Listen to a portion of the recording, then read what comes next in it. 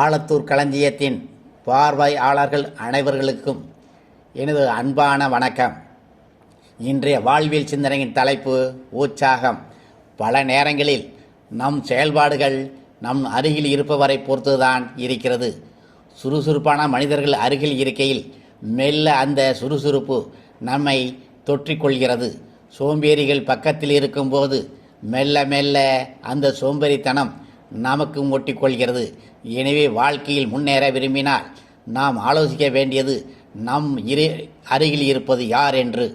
இடித்துரைக்க எடுத்துச் சொல்ல நல்ல மனிதர்களை நம் அருகில் வைத்து கொள்ளாத போது வீழ்ந்தவர்கள் பல பேர்.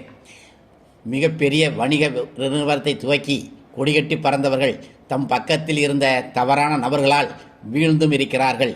எனவே நமக்கு நம் வெற்றிக்கு இருக்கும் தொடர்பை போலவே உங்கள் அருகில் இருப்பவர்களுக்கு கூட தொடர்பு இருக்கிறது. இலக்கு குறிக்கோள் இல்லாதவர்களை நண்பர்களாக ஏற்றுக்கொள்ளக்கூடாது.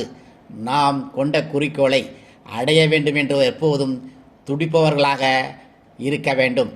அவர்களை தேடி பிடித்து நண்பர்களாக்கி கொள்ள வேண்டும். நள்ளிரவில் 100 கிலோமீட்டர் வேகத்தில் சென்று கொண்ட பேருந்து திடீரென்று நின்றது. ஓட்டுநர் இருக்கையின் பக்கத்தில் இருக்கையில் அமர்ந்திருந்த ஒருவர் தூங்கி வழிந்து கொண்டிருந்தார். ஓட்டுநர் அவரை தட்டி எழுப்பி, ஐயா, கொஞ்சம் பின் சென்று உறங்குங்கள். நீங்கள் உறங்குவதைக் கண்டால் எனக்கு உறக்கம் வருகிறது என்றார்.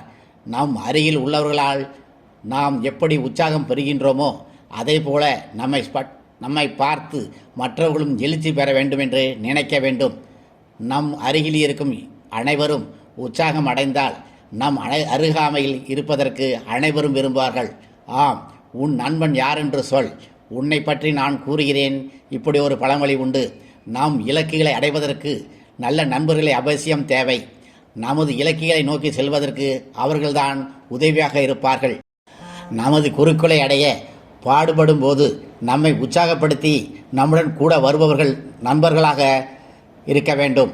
உங்களுக்கு உந்துதலாக உற்சாகப்படுத்துவராக இருக்கும் நண்பர்கள் வட்டாரத்தில் இணைந்து கொள்ளுங்கள்.